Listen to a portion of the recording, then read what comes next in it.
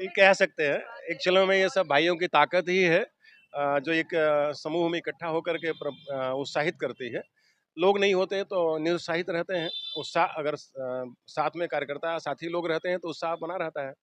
ऐसे करके बड़ा वोटिंग का चॉइस तो सर पर्सनल हो जाता है। बस मैं ये जानना चाहती हूँ कि आपको क्या लगता है मतलब अब की बार मोदी सरकार 400 पार वाले नारे सच होंगे?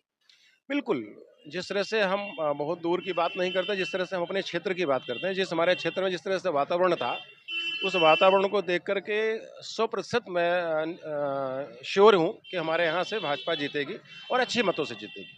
और जैसे हमारे अपने कार्यकर्ताओं से हम बात कर रहे थे पूरे बिजवासन विधानसभा क्षेत्र से, वहाँ से भी हमारे क्षेत्र से, हमारे बिजवासन विधान क्षेत्र से भारी मतों से रामवीर सिंह विधूड़ी जी विजयी होंगे। ये बिल्कुल पक्का वादा है। पक्का है, 100% पक्का है। देखिए, जिसके लिए हम लोग संघर्ष कर रहे हैं, प्रयास कर रहे हैं, दिन रात एक करके रखे हुए हैं, अगर जीतेगा तो निश्चित तौर पे कि एक तो अलग खुशी होगी। आज तो चेहरे पे थोड़ी सी कम प्रसन्नता दिख रही है, लेकिन उस दिन तो और भी दिखेगी। जिसके लिए हम लोग संघर्ष कर रहे थे, जिसके लिए हम लोग लड़ाई लड़ रहे थे, अगर जीत के विजयी होता है तो विजयी होने के बाद निश्चित तौर पर कि खुशी तो होगी और सेलिब्रेट भी करेंगे हम लोग खुशी को। वोटर्स का कैसा सपोर्ट रहा आप लोगों के लिए? काफ़ी जैसे कि था कि वोटर आईडी अगर नहीं है तो आधार कार्ड लाएं, पासपोर्ट लाएं, रियल ड्राइविंग लाइसेंस लाएं, इस आधार पर वोट हो रहा था। लोगों ने अच्छा पोल किया। इस तरह के हमारे क्षेत्र में, हमारे वार्ड में इस तरह की समस्याएं नहीं देखने के लिए मिली कि हमें लगा कि किसी को भी कोई वोट डालने गए हो और समस्या हुई है।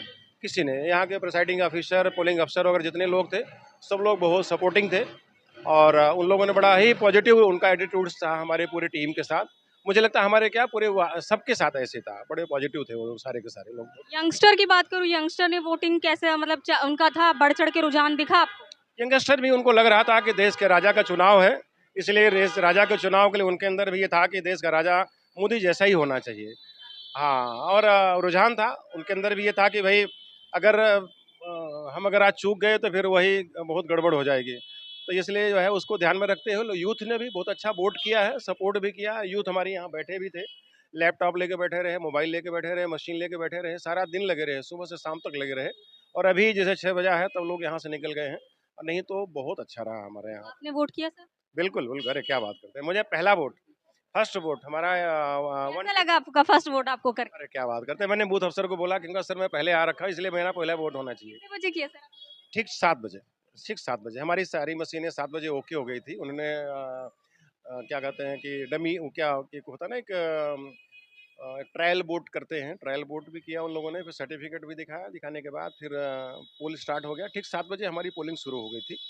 और बल्कि दो दूसरे दल के लोग उनके जो एजेंट्स वगैरह थे उनका आना नहीं हो पाया था, इसलिए वो वेट कर रहे थे कि आम आदमी पार्टी के भी कार्यकर्ता आ जाएं, लेकिन नहीं आ पाए थे।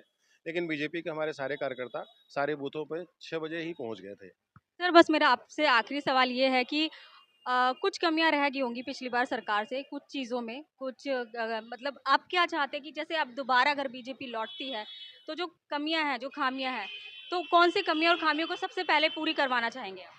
हम चाहते हैं कि मैडम ये जो हमारे पूरे देश में जो जनसंख्या वृद्धि का मैटर चल रहा है ना, ये इस पर कंट्रोल होना चाहिए किसी भी तरह से। जनसंख्या पर नियंत्रण होना चाहिए ना, ये सारे संसाधन सब कम पड़ जाएंगे। अगर जनसंख्या नियंत्रण नहीं हुआ देश में तो समझिए कि जितना मर्जी मोदी जी विकास कर ले, कोई भी सरकार कितना भी विकास कर ले, सारे संसाधन छोटे हो जाएंगे। दिल्ली में इतने फ्लाईओवर बनेंगे, इतने रोडें बन गई, इतने अंडरपास बन गए, इतने द्वारका एक्सप्रेस बन गए, बहुत सारे विकास हो गया। लेकिन जब भी हम रोड पे निकलते हैं, किसी भी समय निकलते तो लगता है यार इतना भीड़ कैसे यहाँ पर हो रखी है। तो ये चाहते हैं कि जनसंख्या हमारी देश की नियंत्रित हो, उस पर कंट्रोल हो, ऐसी कुछ सरकार नीति बनाए जिसपे इस पर अंकुश लगे और तभी जाके देश का कुछ भला होने वाला है। अदरवाइज ये सारा एक ना भस्मासुर की तरह जनसंख्या हजम कर जाएगी, खा जाएगी।